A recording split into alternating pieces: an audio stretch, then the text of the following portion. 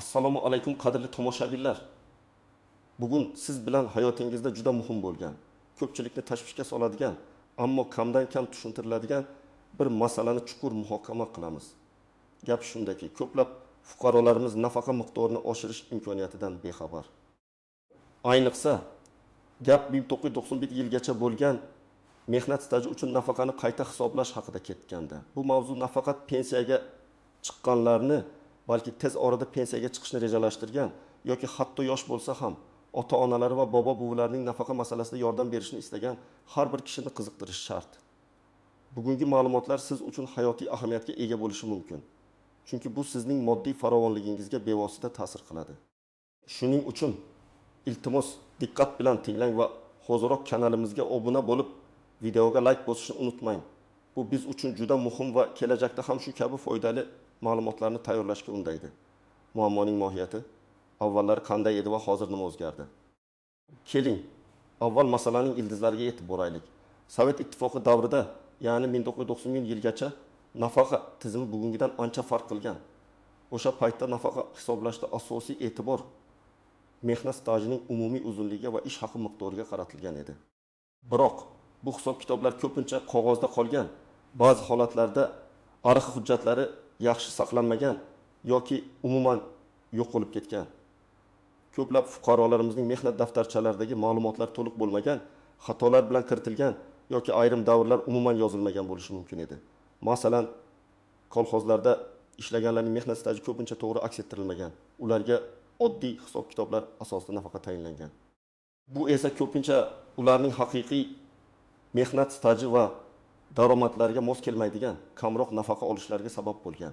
Bugungi kunda esa vaziyat tubdan o'zgargan. Hukumat nafaqa tizimini shaffof va adolatli qilishga qaratilgan bir qator islohotlarni amalga oshirmoqda. Eng muhimi, eski davrdagi mehnat stajini va ish haqini hisobga olish tartiblari qayta ko'rib chiqildi. Endi fuqarolarning 1990 yilgacha bo'lgan davrdagi mehnat staji va ish haqi to'g'ri hisoblanishi uchun qo'shimcha imkoniyatlar yaratilgan. Bu degani, agar siz 1990 yilgacha ishlagan bo'lsangiz va o'sha davrdagi mehnat stajingiz to'liq hisobga olinmagan yoki ish haqingiz noto'g'ri aks ettirilgan bo'lsa, siz nafaqangizni oshirish imkoniyatiga egasiz. Bu nafaqa oluvchilar uchun juda katta imkoniyat. Chunki u sizning pensiya miqdorini sezilarli darajada oshirishi mumkin. Gap shunchaki hisob-kitob xatosini tuzatishda emas, balki ilgari inobatga olinmagan, e'tibordan chetda qolgan qonuniy huquqlarni tiklashda. Axir nafaqa sizning yillar davomida qilgan mehnatingizga yarasha bo'lishi kerak-ku, shunday emasmi? Birinchi asosiy qism. Nimani bilishingiz kerak?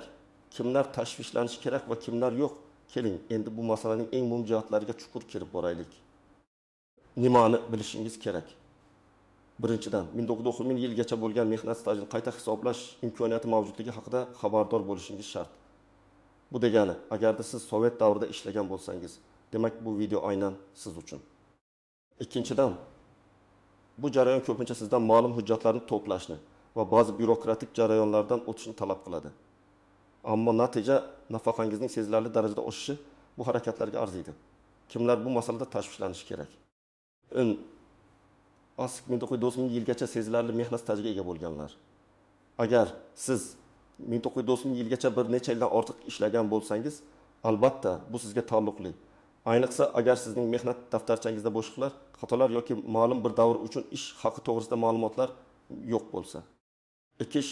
Ish joyi tarqatib yuborilgan yoki qayta tashkil etilganlar. Ko'plab korxonalar, kolxozlar va tashkilotlar Sovet ittifoqi qulaganidan keyin tarqatib yuborilgan yoki nomlari o'zgargan. Bu holatda sizning mehnat stajingizni tasdiqlovchi hujjatlarni olish qiyin bo'lishi mumkin, ammo bu imkonsiz emas. Asosiy mehnat daftarchasida xatoliklar yoki noaniqliklar bo'lganlar ba'zan mehnat daftarchalariga noto'g'ri sanalar, lavozimlar yoki hatto familiyalar kiritilgan bo'ladi. Bu holatda sizning stajingiz to'liq hisobga olinmagan bo'lishi mumkin. 4 kolxozlarda ishlaganlar. Kolxoz a'zolarining mehnat staji va ish haqi ko'pincha boshqa soha xodimlariga qaraganda boshqacha hisoblangan. Ularning nafaqasi ko'pincha haqiqiy stajga nisbatan kamroq bo'lib qolgan. Kimlar tashvishlanmasligi kerak? 1. 1990 yildan keyin ish boshlaganlar. Agar sizning butun mehnat stajingiz 1990 yildan keyingi davrga to'g'ri kelsa, bu masala sizga taalluqli emas. Chunki sizning stajingiz avtomatik tarzda zamonaviy tizimlar orqali hisoblanadi. 2. Astush. Mehnat staji va ish haqi hujjatlari ideal darajada bo'lganlar. Agar sizning barcha hujjatlaringiz tartibli bo'lib, nafaqa fondi sizning barcha stajingizni to'g'ri hisoblaganiga ishonchingiz komil bo'lsa, siz uchun katta o'zgarishlar bo'lmasligi mumkin. Biroq shunda ham bir bor tekshirib ko'rish zarar qilmaydi. Keling, bir nechta real hayotiy misollarga to'xtalib o'tamiz. Bering astarash misol Ahmad akaga ta'sir ko'rsatadigan vaziyat. Ahmad aka 1970-yildan 1990-yilgacha Namangandagi paxta zavodida oddiy ishchi bo'lib ishlagan. Uning mehnat daftarchasida faqat ishlagan davrlari ko'rsatilgan, lekin aniq ish haqi miqdori to'g'risida yozuvlar yo'q. Zavod esa 1995-yilda tarqatib yuborilgan. Ahmad aka pensiyaga chiqqanida uning 1991 yilgacha bo'lgan staji faqat mehnat daftarchasidagi yozuvlar asosida hisoblangan, o'sha davrdagi o'rtacha ish haqiga tayangan holda. Bu esa uning real olgan maoshidan ancha past bo'lgan. Nima qilish kerak? Ahmad aka avvalo viloyat arxividan yoki shahar arxividan zavodning ish haqi to'g'risidagi hujjatlarni qidirish kerak. Agar bu hujjatlar topilsa, masalan, arxivda saqlangan shaxsiy ish haqi kartochkalari yoki ro'yxatlar, ular asosida 1970-1990 yillardagi aniq ish haqi ma'lumotnomasi olinishi va pensiya jamg'armasiga taqdim etilishi kerak. Faraz qilaylik, Ahmad akaning o'sha davrdagi o'rtacha oylik maoshi 1020 so'm bo'lgan. Pensiyani hisoblashda esa bu ko'rsatkich taqdim so'm deb olingan. Bu farq nafaqa miqdoriga sezilarli ta'sir qiladi. Agar haqiqiy ish haqi hisobga olinsa, uning pensiyasi o'rtacha 15-20 ga oshishi mumkin. Asturush. Misol. Dilbar opaning kolxozdagi mehnati. Dilbar opa 1975 yildan 1980 yilgacha Buxoro viloyatidagi bir kolxozda oddiy fermer bo'lib ishlagan. Uning mehnat daftarchasida kolxoz a'zoligiga qabul qilinganligi va ishdan bo'shatilganligi to'g'risida qisqa yozuvlar bor, lekin stajning aniq hisob-kitobi yo'q. Kolxoz esa o'z faoliyatini to'xtatgan va uning hujjatlari qayerda ekanligi noma'lum. Dilbar opaga nafaqa tayinlashda kolxozdagi staji minimal darajada hisobga olingan. Nima qilish kerak? Dilbar opa birinchi navbatda tuman arxiviga murojaat qilish kerak. Kolxozlar hujjatlari ko'pincha tuman yoki viloyat arxivlarida saqlanadi. Agar hujjatlar topilmasa, u sudga murojaat qilib, mehnat stajini guvohlar orqali tasdiqlash imkoniyatiga ega. Kamida 2 nafar ishonchli guvoh, ular ham Dilbar opa bilan birga kolxozda ishlagan bo'lishi shart. O'z ko'rsatmalarini berishi mumkin. Misol uchun, Dilbar opaning 13 yillik staji avvaliga faqat 5 yil deb hisoblangan. Sud orqali qolgan tekis yil stajni ham tasdiqlasa, uning umumiy staji oshib, bu bevosita pensiya miqdoriga ijobiy ta'sir qiladi. Agar bir yil staj o'rtacha pensiyani 2000 so'mga oshirsa, tekis yil staj uning pensiyasini kamida 400 ming so'mga oshirishi mumkin. Bu juda katta farq. Misol, Rustam akaning xatoli mehnat daftarchasi. Rustam aka 1982 yildan 1903 yilgacha Toshkentdagi mashina sozlik zavodida muhandis bo'lib ishlagan. Uning mehnat daftarchasi 1945 yil oxirida lavozimi o'zgarganligi yozilgan, ammo satanasi noto'g'ri, ya'ni 1944 yil deb kiritilgan. Bu kichik xato uning keyingi staj hisob-kitoblarida chalkashliklarga olib kelgan. Zavod hozir ham mavjud, lekin nomini o'zgartirgan. Astrus nima qilish kerak? Rustam aka zavodning kadrlar bo'limiga murojaat qilib, arxiv ma'lumotlari asosida mehnat daftarchasidagi xatoni tuzatish yoki aniq ma'lumotnoma olishi kerak. Kadrlar bo'limi o'sha davrdagi buyruqlar yoki shaxsiy hisob kartochkalari asosida xatoni tasdiqlovchi hujjat berishi mumkin. Agar zavod hujjat topolmasa, Rustam aka sudga murojaat qilishi va zavoddan ma'lumot so'rashi mumkin. Hatto bitta sana xatosi ham pensiya jamg'armasida savollar tug'dirib, stajning bir qismini hisobga olmaslikka sabab bo'lishi mumkin. Bu xato tuzatilsa, uning staji uzluksiz bo'lib, pensiya miqdori ham mos ravishda to'g'ri hisoblanadi. Misol, Oysha opaning harbiy xizmati va talabalik davri. Oysha opa 1982 yillarda harbiy xizmatni o'tagan, keyin 1977 yillarda oliy ta'lim muassasasida o'qigan va faqat 1997 yildan keyin ishga kirgan. Uning harbiy guvohnomasida xizmat davri aniq ko'rsatilgan, diplomda esa o'qish davri. Lekin nafaqa hisoblashda uning harbiy xizmat staji ham, o'qish davri ham to'liq hisobga olinmagan. Nima qilish kerak? Oysha opa harbiy guvohnomasini va diplomini pensiya jamg'armasiga taqdim etish kerak. Harbiy xizmat davri mehnat stajiga kiritilishi shart va bu nafaqa miqdoriga ijobiy ta'sir qiladi. oliy o'quv yurtida kunduzgi bo'limda o'qish davri ham nafaqa hisoblashda ba'zi hollarda stajga qo'shilishi mumkin. Ammo buning uchun qonunchilikdagi aniq shartlarni bilish kerak. Faraz qilaylik, uning 2 yillik harbiy xizmati va 5 yillik o'qish davri hisobga olinmagan. Bu 7 yillik staj pensiyaga qo'shilsa, uning pensiya miqdori sezilarli darajada oshadi. Bu esa har oyda kamida 300 ming so'm qo'shimcha daromad demakdir. Ushbu misollar orqali ko'rinib turibdiki, har bir holat o'ziga xos yondashuvni talab qiladi. Ammo asosiy maqsad 1932 yilgacha bo'lgan mehnat staji va ish haqini imkon qadar to'g'ri va to'liq hisobga olishdir. Bu sizning qonuniy huquqingiz. Ikkinchi asosiy qism qoidadan istisnolar, tuzoqlar va noaniq nüanslar. Endi esa eng nozik va murakkab jihatlarga o'tamiz. Qoidadan istisnolar ehtimoliy tuzoqlar va ilgari e'tibordan chetda qolgan noaniq nüanslar. Aynan shu yerda ko'pchilik xato qiladi yoki o'z huquqlaridan bexabar qoladi. 1. Qoidadan istisnolar va maxsus staj turlari. Harbiy xizmat. Yuqorida aytib o'tganimdek, harbiy xizmat davri har doim mehnat stajiga qo'shilishi kerak. Bu nafaqat muddatli harbiy xizmat, balki ofitserlar va boshqa harbiylarning xizmat davriga ham tegishli. Harbiy xizmat davri pensiya jamg'armasi tomonidan inobatga olinmagan bo'lsa, harbiy guvohnoma yoki harbiy komissariyatdan olingan ma'lumotnoma asosida uni kiritish mumkin. Bu juda muhim. Chunki harbiy xizmat, ayniqsa uzoq muddatli bo'lsa, stajga katta hissa qo'shadi. Aslida maxsus mehnat sharoitlaridagi ishlar, konchilar, kimyo sanoati ishchilari, zararli sharoitlarda ishlaganlar kabi kasb egalarining staji qonun bo'yicha imtiyozli hisoblanadi. Ya'ni 1 yil ishlash 1 yildan ko'proq stajga tenglashtiriladi. Masalan, ilkin 5 yoki 2 yilga. Agar siz bunday sharoitlarda ishlagan bo'lsangiz va bu stajingiz to'liq hisobga olinmagan bo'lsa, aynan shu hujjatlarni taqdim etish orqali nafaqangizni sezilarli oshirishingiz mumkin. Bu joyda kasbiy kasalliklar, xavflilik darajasi bo'yicha tasdiqlovchi hujjatlar, ish joyi sertifikatlari muhim rol o'ynaydi. O'qish davri oliy va o'rta maxsus o'quv yurtlarida kunduzgi bo'limda o'qish davri qonun hujjatlariga muvofiq ba'zi hollarda stajga qo'shilishi mumkin. Bu borada aniq qonuniy normalarni bilish zarur. Hamma o'qish davri ham avtomatik tarzda kiritilavermaydi. Buning uchun diplom va ta'lim muassasasidan olingan ma'lumotnomalar talab qilinadi. Ish qaramog'ida nogironligi bo'lgan shaxsni parvarishlash, bolani parvarishlash davri.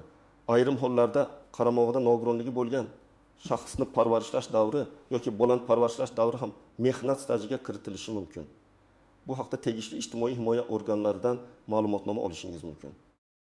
Tuzoqlar va ulardan qanday chiqish kerak? Yo'qolgan yoki shikastlangan hujjatlar bu eng keng tarqalgan muammo. Mehnat daftarchasi yo'qolishi yoki uning sahifalarining yaroqsiz holga kelishi. Bu holatda siz ishlagan tashkilot agar mavjud bo'lsa yoki arxivdan mehnat staji va ish haqi to'g'risida ma'lumotnoma olishingiz kerak. Agar tashkilot tarqatib yuborilgan bo'lsa, shahar viloyat arxivlariga murojaat qilasiz. Agarda arxivda ham hujjatlar topilmasa, sudga murojaat qilib, mehnat stajini guvohliklar asosida tasdiqlash imkoniyatidan foydalanishingiz mumkin. Bu yerda ikkita yoki undan ortiq ishonchli guvohning ko'rsatmalari muhim. Guvohlar siz bilan birga ishlagan, sizning ishingizni biladigan shaxslar bo'lishi kerak. Mehnat daftarchasidagi xatolar, ism sharifdagi harf xatosi, sana noto'g'ri yozilganligi, lavozim nomi noto'g'ri ko'rsatilganligi. Bunday xatolarni tuzatish uchun siz ishlagan tashkilotning kadrlar bo'limiga murojaat qilib, buyruqlar yoki boshqa arxiv hujjatlari asosida tasdiqlovchi ma'lumotnoma olishingiz kerak. Agar tashkilot topilmasa, sud orqali xatoni tuzatishga erishishingiz mumkin. Bu ko'pincha advokat yordamini talab qiladi. Astirish ish haqi ma'lumotnomalarining yo'qligi pensiyani hisoblashda nafaqat staj, balki ish haqi miqdori ham juda muhim. Agar sizning mehnat daftarchangizda ish haqi to'g'risidagi ma'lumotlar yo'q bo'lsa, siz ishlagan tashkilotdan yoki arxivdan 1990-yilgacha bo'lgan 5 yillik ish haqi to'g'risidagi ma'lumotnomani olishingiz kerak. Aynan shu 5 yillik eng yuqori ish haqi pensiya hisob-kitobida asos bo'lib xizmat qiladi. Agarda bu ma'lumotnomani olish imkonsiz bo'lsa, pensiya jamg'armasi o'rtacha ish haqini hisoblashi mumkin. Lekin bu sizning haqqoniy pensiya miqdoridan kamroq bo'lish ehtimoli bor. 3. Noaniq nüanslar.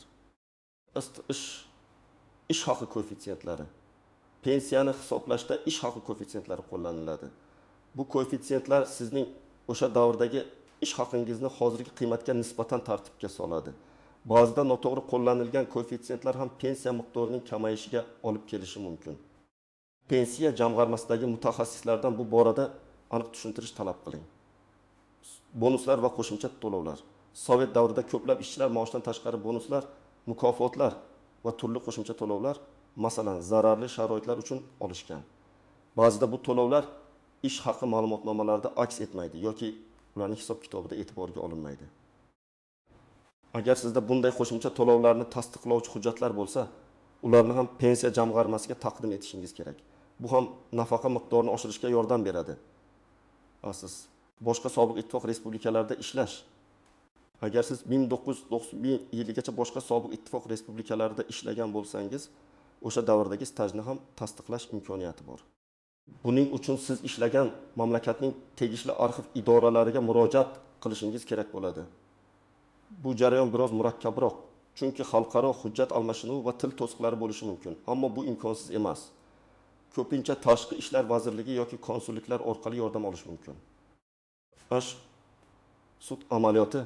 Agar pensiya jamg'armasi sizning hujjatlaringizni qabul qilishdan, bosh tortsa yoki stajingizni tasdiqlashda qiyinchilik tug'ilsa, oxirgi chora sudga murojaat qilishdir. Sud amaliyotida ko'plab fuqarolar o'z haq-huquqlarini tiklashga muvaffaq bo'lishadi. Sud jarayoni uzoq davom etishi mumkin, ammo huquqiy yordam bilan o'z maqsadingizga erishishingiz mumkin. Bu murakkabliklarni bilish sizni yanada tayyorlaydi va nafaqa miqdorini oshirish jarayonida duch kelishingiz mumkin bo'lgan to'siqlarni yengishga yordam beradi. Unutmang, har bir noaniq holatni aniqlashtirish uchun kurashish lozim. Chunki bu sizning kelajagingiz va farovonligingiz uchun muhim. Amaliy maslahatlar. Tomoshabin nima qilishi kerak? Endi esa eng muhim qismga keldik. Aniq bosqichma-bosqich ko'rsatmalar. Siz nima qilishingiz kerak? Qayerga borish kerak? Qanday hujjatlarni to'plash kerak? Birinchi qadam. Mavjud hujjatlaringizni tekshiring va tartibga keltiring. Astirish mehnat daftarchasi. Bu sizning eng muhim hujjatingiz. Uni diqqat bilan ko'rib chiqing. 1990 yilgacha bo'lgan davrga oid yozuvlarda birorta xatolik, o'chirilgan joy, noto'g'ri sana aniq bo'lmagan yozuvlar bormi? Lavozim nomi to'g'ri yozilganmi? Barcha ish joylarining kirish va chiqish sanalari aniq ko'rsatilganmi? Agar bo'shliqlar yoki noaniqliklar bo'lsa, ularni belgilab oling. Astish, diplom va harbiy guvohnoma. Agar siz 1990 yilgacha o'qigan yoki harbiy xizmatni o'tagan bo'lsangiz, ushbu hujjatlarni ham tayyorlab qo'ying. Ulardagi sanalarni tekshiring. Astish, boshqa tegishli hujjatlar, ish haqi to'g'risidagi har qanday ma'lumotnomalar, ordenlar, medallar agar ularning berilishi ma'lum staj bilan bog'liq bo'lsa, kolxoz a'zoligi to'g'risidagi guvohnomalar, hamma narsani bir joyga to'plang. Ikkinchi qadam. Pensiya jamg'armasiga murojaat qiling. Pensiya jamg'armasiga tashrif, yashash joyingizdagi pensiya jamg'armasi bo'limiga boring. O'zingiz bilan barcha hujjatlaringizni olib boring. Astish maqsadni aniq bildiring. Sizga nafaqani 1991 yilgacha bo'lgan mehnat staji va ish haqi bo'yicha qayta hisoblash kerakligini ayting. O'zingiz topgan har qanday noaniqliklar yoki bo'shliqlar haqida ma'lum qiling. Maslahat oling. Jamg'arma mutaxassislari sizga qanday hujjatlar yetishmayotganini, qayerdan olish mumkinligini va qanday harakatlar qilish kerakligini tushuntirib berishlari shart. Barcha savollaringizga to'liq javob oling. Bu juda muhim, chunki ular sizga aniq yo'l yo'riq ko'rsatishadi. Uchinchi qadam yetishmayotgan hujjatlarni to'plash. Ishlagan tashkilotingizdan ma'lumotnoma. Agar sizning ish joyingiz hali ham mavjud bo'lsa, ularning kadrlar bo'limiga murojaat qiling. Ulardan mehnat staji va 1991 yilgacha bo'lgan 5 yillik eng yuqori ish haqi to'g'risida ma'lumotnoma talab qiling. Hujjatning har bir sanasi va raqamiga e'tibor bering. Arxivlardan ma'lumotnoma, agar sizning ish joyingiz tarqatib yuborilgan, qayta tashkil etilgan yoki topilmayotgan bo'lsa, shahar yoki viloyat arxivlariga murojaat qiling. Ulardan ish haqi, mehnat staji va lavozimingizni tasdiqlovchi arxiv ma'lumotnomasini olishga harakat qiling. Murojaat qilganingizda imkon qadar ko'proq ma'lumot, tashkilot nomi, ishlagan davringiz, lavozimingiz bering. Harbiy komissariyatdan ma'lumotnoma, agar harbiy xizmat staji hisobga olinmagan bo'lsa, harbiy komissariyatdan xizmat davri to'g'risida ma'lumotnoma oling. O'quv yurtidan ma'lumotnoma.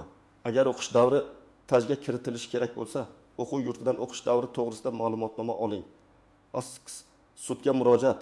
Agar boshqa iloj qolmasa, Agar yuqoridagi barcha harakatlar natijasiz bo'lsa va hujjatlarni tasdiqlash imkonsiz bo'lib qolsa, siz sudga murojaat qilishingiz mumkin. Bu yerda sizga yuridik yordam kerak bo'ladi. Sudga ariza yozishda da'vo arizasi barcha ma'lumotlarni, harakatlaringizni va sizga qilingan rad javoblarni agar mavjud bo'lsa aniq ko'rsating. Guvohlar orqali stajni tasdiqlash masalasi ko'rib chiqing. 4. Oshtish to'plangan hujjatlarni pensiya jamg'armasiga taqdim etish. Ariza yozish. Pensiya jamg'armasiga nafaqani qayta hisoblash to'g'risida yozma ariza topshiring. Arizangizda sizning barcha ma'lumotlaringizni, murojaat sababini va ilova qilinayotgan hujjatlar ro'yxatini aniq ko'rsating. Arizani 2 nusxada tayyorlang. Birini jamg'arma xodimi qabul qilib olganligi haqidagi sanasi va imzosi bilan o'zingizda saqlang. Bu kelajakda yuzaga kelishi mumkin bo'lgan muammolarning oldini oladi. Hujjatlar nusxasi. Barcha hujjatlarning asl nusxalarini ko'rsating va ularning nusxalarini topshiring. Asl nusxalarni o'zingizda saqlang. Qabul qilish muddatlari. Ariza berganingizdan keyin pensiya jamg'armasi belgilangan muddat ichida sizga javob berishi shart. Bu muddatlar qonun bilan belgilangan bo'ladi. 5. Javobni kutish va monitoring. Sabrli bo'ling. Hujjatlarni tekshirish va nafaqani qayta hisoblash jarayoni biroz vaqt talab qilishi mumkin. Natijani kuzatib boring. Agar belgilangan muddatda javob kelmasa, agar belgilangan qoniqtirmaydigan javob kelsa, pensiya jamg'armasining yuqori turuvchi organlariga yoki Adliya vazirligi tizimiga shikoyat qiling. Harakatlaringizni hujjatlashtiring. Har bir murojaatingiz olgan javoblaringiz to'plagan hujjatlaringizni sanasi bilan qayd etib boring. Bu keyinchalik sudga murojaat qilish zarur bo'lganda muhim bo'ladi. Unutmangki, bu jarayon biroz vaqt va kuch talab qilishi mumkin, ammo yakuniy natija sizning adolatli nafaqangiz bu harakatlarga arziydi. Siz o'zingizning qonuniy haqqingiz uchun kurashyapsiz. Xulosa va yakuniy chorlov. Bugungi videoda biz 1991 yilgacha bo'lgan mehnat staji uchun nafaqani qayta hisoblashning murakkab, ammo juda muhim mavzusini chuqur ko'rib chiqdik. Sizga bu masalada nimani bilishingiz kerakligini, kimlar e'tibor qaratishi lozimligini, qanday istisnolar va tuzoqlar mavjudligini, shuningdek aniq amaliy qadamlarni tushuntirishga harakat qildim. Sizning hayotingizning ko'p yillari davomida to'plangan mehnat stajingiz va topilgan daromadingiz qonuniy ravishda hisobga olinishi kerak. Bu sizning sharafli mehnatingizga munosib hurmatdir. Agar sizda 1990 yilgacha bo'lgan mehnat staji bo'lsa va yuqorida aytilganlardan birortasi sizga taalluqli bo'lsa, bugunoq harakatni boshlang. Pensiya jamg'armasiga boring, hujjatlaringizni tekshiring, yetishmayotgan ma'lumotlarni topishga harakat qiling. Hech qachon kech emas. O'zingizning qonuniy haqqingizni talab qiling. Umid qilamanki, bu video siz uchun juda foydali bo'ldi. Agar sizda savollar tug'ilgan bo'lsa, iltimos, ularni izohlarda yozib qoldiring. Har bir izohga javob berishga harakat qilaman. Videoni do'stlaringiz va qarindoshlaringiz bilan baham ko'ring. Ular orasida ham ushbu ma'lumotga muhtoj bo'lganlar ko'p bo'lishi mumkin. Videoga like bosing va kanalimizga obuna bo'lishni unutmang. Zero biz kelajakda ham shu kabi muhim va foydali ma'lumotlarni sizga yetkazishda davom etamiz. E'tiboringiz uchun rahmat va keyingi videolarda ko'rishguncha xayr.